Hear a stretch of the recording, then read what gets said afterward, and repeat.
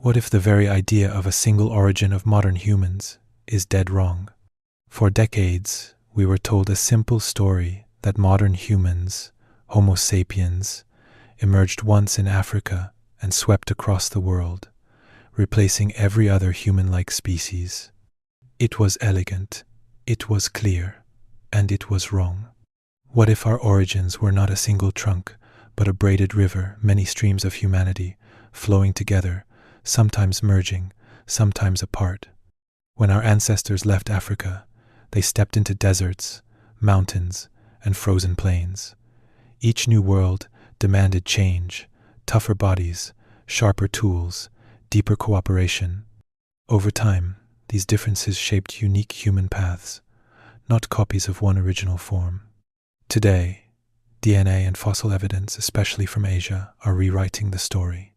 The mysterious Denisovans weren't a forgotten cousin. They thrived across Eurasia and interbred with us. Their genes still echo inside millions of people alive today. The truth is emerging. Human evolution was never a straight line. It was a web complex, connected and alive. A story not of replacement, but of belonging. For generations, Asia's role in human evolution was treated as a quiet footnote, a distant stage where early humans briefly appeared, then vanished. But new discoveries are forcing us to listen more closely. Near Beijing, the fossilized remains once called Peking man or Zhoukoudian man have long been boxed in as primitive, a doomed offshoot on the road to modernity.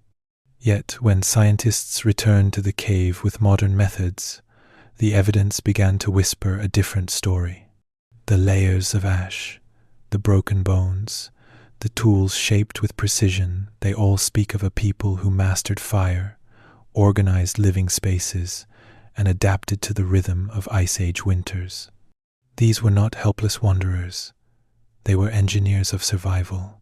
Further west, on the Tibetan plateau, archaeologist Zhang Dongju's study of the Xiahe mandible revealed something extraordinary. Denisovan-related humans thriving at altitudes where oxygen is scarce, around 160,000 years ago, long before Homo sapiens ever dreamed of scaling those heights. Another lineage had already done it. This is the untold Asian story, a chapter of endurance, intelligence, and innovation, one that challenges the idea that the torch of humanity was lit in a single place or by a single people. When we look at the bones from the Beijing region, we see something unsettling: faces that don't fit neatly into any category. Heavy brow ridges, thick jaws, no chin, features once labeled primitive, like echoes of an earlier world. But then, look closer. Inside those skulls, brain volumes reach 1,000 to 1,200 cubic centimeters, well within the range of modern humans. Their limbs were long, balanced, and built for endurance. Their gait was upright, confident, unmistakably human. It's as if evolution itself was experimenting, blending old blueprints with new possibilities. And this isn't unique to Beijing. The Denisovans, too, carried brains comparable in size and complexity to both modern humans and Neanderthals. Whatever differences existed in their faces or bones, their neurological potential was vast, capable of language, tool-making, perhaps even symbolic thought. So where, then, do we draw the line between archaic and modern? The fossils seem to blur it completely. Maybe those categories never truly existed outside our need to label the past. Because when you strip away the names, what remains are beings that thought, planned, adapted, just as we do. Anatomy, it seems, can tell us shape and structure, but not the depth of mind that once lived inside. What truly defines us as human? For many years, scientists searched for that invisible threshold, the moment when intelligence, creativity, or purpose began. But in the traces left behind by these so-called archaic populations, that line begins to blur. In the caves, and ancient sites of Asia, archaeologists have found the unmistakable fingerprints of intention. Hearths built and rebuilt over time, animal hides scraped and softened for warmth, wooden spears tipped with sharpened stone, and tools so finely drilled they reveal both patience and precision. These weren't the random acts of survival. They were signs of planning, of knowledge, passed from one generation to the next. Fire wasn't merely warmth. It was community, a place where teaching and storytelling could exist. A spear wasn't just a weapon. It was an idea, a fusion of materials that required imagination and skill. In Yunnan, China, tool assemblages linked to Denisovans show wooden implements nearly 300,000 years old, preserved echoes of craftsmanship long before modern humans appeared in the region. That pushes innovation deeper into time than we ever imagined. These were not background characters in our evolutionary story. They were inventors, engineers of adaptation, shaping their world with fire, wood, and will. And in that creativity, we can still recognize ourselves. For most of the 20th century, the human story was drawn as a single line, a great migration sweeping out of Africa, replacing every other lineage in its path. But the evidence now suggests something far more intricate.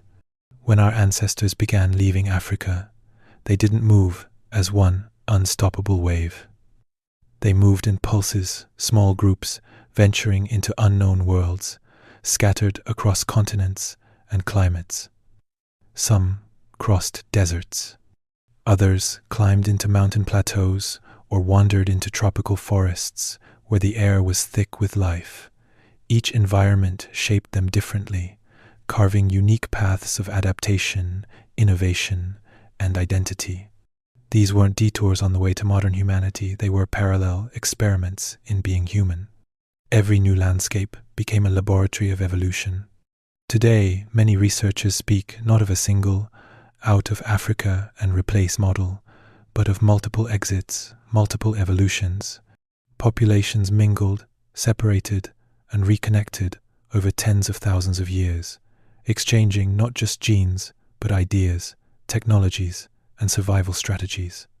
Seen this way, Asia is no longer the quiet end of the human journey. It is one of its great beginnings, a cradle of diversity where new forms of humanity emerged, flourished, and eventually helped shape the species we call our own. Our origins, it turns out, were never about one route or one people. They were about the many roads that led us here. When scientists first began sequencing ancient DNA, they expected to find clear boundaries, one species ending where another began. Instead, they found traces of connection. Across the genomes of modern humans outside Africa lies a quiet inheritance, fragments of Neanderthal and Denisovan DNA woven through our own. In some Oceanian and Southeast Asian populations, up to 6% of that ancestry still lingers a living echo of encounters that happened tens of thousands of years ago. These weren't acts of conquest or simple replacement. They were moments of contact, of shared nights, shared survival, shared futures. Through interbreeding, entire worlds of adaptation were exchanged. Genes for skin pigment, immune strength, even how our bodies respond to high altitude or cold. The very stuff that helped our ancestors endure new environments didn't arise from isolation, but from union. The deeper geneticists dig, the more they uncover a truth. Our bones alone could never tell that ancient humanity was a network of intertwined lineages, not separate species, fading one after another. So the metaphor of a braided river holds stronger than ever. We are not the last surviving branch of a dying tree. We are the confluence, the meeting point, where ancient streams of life merged, creating the complex current that still flows through every one of us today. What if the ancient humans of Asia never truly disappeared? For decades, textbooks spoke of them as evolutionary ghosts, side branches that withered as Homo sapiens rose to dominance. But recent discoveries suggest their story didn't end in extinction. It continued, quietly, in us. Populations like the Jokodian people near Beijing, and Denisovan-related groups across the continent may have persisted far longer than once believed. Their traits, their genes, even fragments of their culture may have flowed into later regional populations, blending slowly into the human mosaic that defines Asia today. The discovery of the Penghu-1 mandible off Taiwan's coast deepens that mystery. This jawbone, massive, ancient, unmistakably Denisovan in form, pushes their known range deep into East Asia. It tells us they were adaptable, mobile, and thriving in coastal environments once thought beyond their reach. Instead of vanishing, they may have intertwined with new arrivals, exchanging ideas, technologies, and bloodlines. The echoes of those unions survive not only in our DNA, but perhaps in regional physiologies and inherited adaptations still visible today. Asia, then, is not a graveyard of lost species. It is a living archive where the boundaries between them and us dissolve, revealing a continuity far older and far more human than we ever imagined. For much of the last century, the story of our origins was told like a conquest, a single, triumphant wave of Homo sapiens sweeping out of Africa, replacing every other human species in its path. It was a narrative of winners and losers, of survival at the expense of all who came before. But science is revealing a softer, more intricate truth.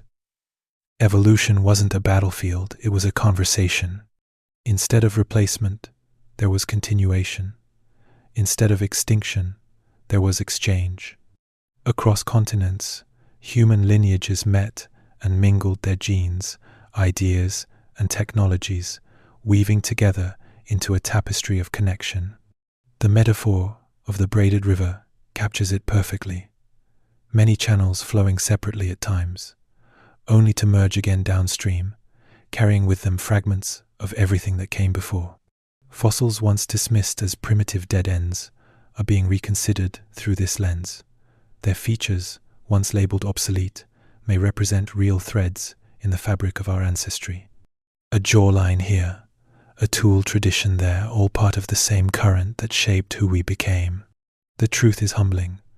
Modern humanity didn't erase the past. We are the past reshaped, recombined, and still flowing forward. The river never stopped. It simply found new ways to continue. So why does any of this matter to us, here and now? Because if our ancestry is multi-layered, then being human is not about one origin story or one defining moment. It's about the long, tangled accumulation of lives, of experiments, failures, and triumphs that stretch across continents and ages. Our uniqueness doesn't come from a single spark in Africa. It comes from the countless fires that burned everywhere humanity took root. This view dismantles the old hierarchical myths, the ones that tried to rank ancient people as less intelligent or less evolved. The evidence now shows they were thinkers, builders, storytellers, as ingenious in their worlds as we are in ours. Recognizing that truth forces us to see intelligence not as a modern invention, but as a shared inheritance. It also challenges how we think about difference. The faces we see today across nations, cultures, and skin tones are living testaments to that braided history. We are not isolated branches. We are strands of the same woven tapestry, created by countless intersections of migration, adaptation, and creativity. And maybe that's the deeper meaning. Evolution never stopped. Adaptability, invention, and diversity have always been part of our nature. We are not the final chapter of humanity's story, only the latest verse in a song still being written. So here's the wrap-up for our channel, Prehistoric Shadows. We are not just revisiting fossils, we're revisiting our identity. When we accept that human evolution wasn't linear but networked, we embrace complexity over myth, curiosity over certainty. If you've enjoyed this exploration into the deeper, darker shadows of human prehistory. Please subscribe, hit the bell, and join us as we dig further into the roots of our species. Because understanding our past gives power to our present and shapes the future we're still writing. If you found this journey into hidden human histories compelling, don't forget to subscribe to Prehistoric Shadows, drop a like, and leave a comment telling us, which ancient hominin do you want us to spotlight next?